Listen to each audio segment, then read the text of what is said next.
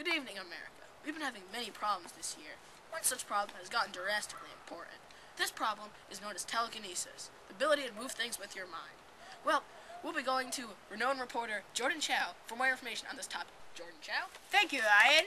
So, telekinesis, what exactly is it? Well, telekinesis is the ability to move things with your mind, but it's also known as psychokinesis. And a name, Uri Geller, comes up a lot because he's a world-renowned spoon bender, and just like Neo in the Matrix, Geller claimed his feats were real. Spoon bending is just one of the many things to prove telekinesis exists, and we'll be talking more about that and Uri Geller in Telekinesis, the Truth Revealed. But to get back on task, Dean Radin, a world-renowned psychologist, also did numerous tests on telekinesis and actually said that in 50 years we might be using telekinesis to do things like closing doors or opening a garage door, etc. Telekinesis has also been widely renowned by scientists. A skeptic scientist named James $1 million. So if you want to, and that's definitely more than my paycheck. So if you want to earn more than me, join the James Randi Foundation and try to earn those $1 million, folks. And now back to Ryan for more information. Thank you, Mr. Chow. Now we're going to go back to live footage of psychic David Vlock. I can control the weather. Now, that was some live footage.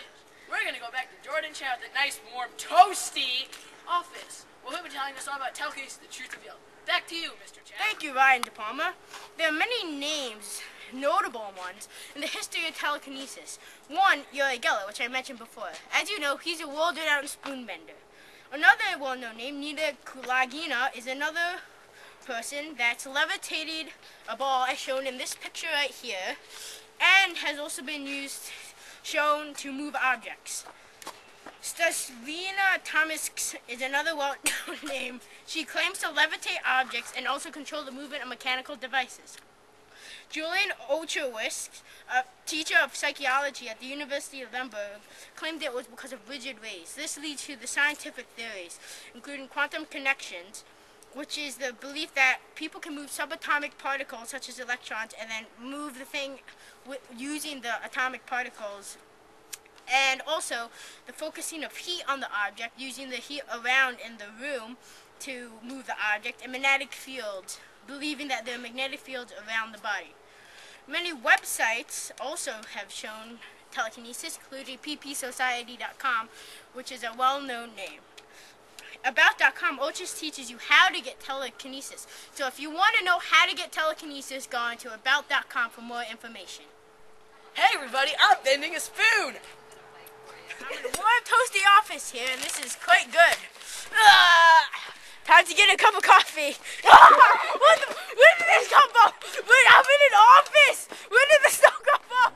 And now, here to David Vlock, who will talk to us about telekinesis, the facts against.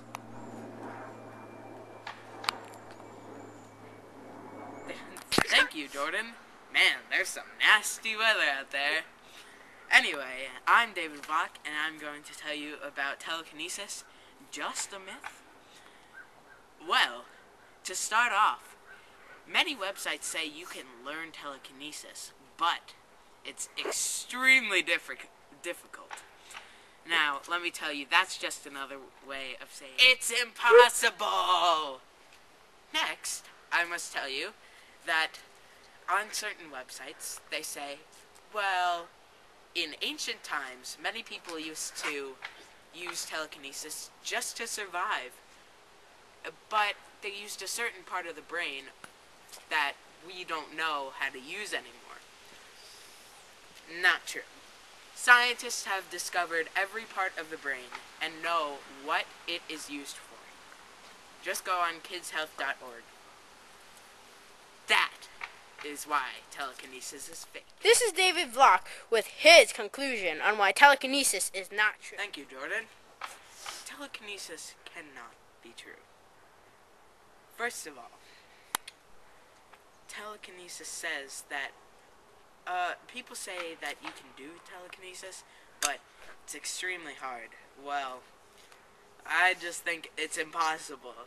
Have you ever tried to meditate and then try and move something with your mind, or influence a computer to do something that you want to do without moving the mouse? I don't think so. Anyway, also, online, they say that few people, very, very few people, can actually use telekinesis in a certain way, like spoon bending, or the PSI wheel correctly, or things like that. Well,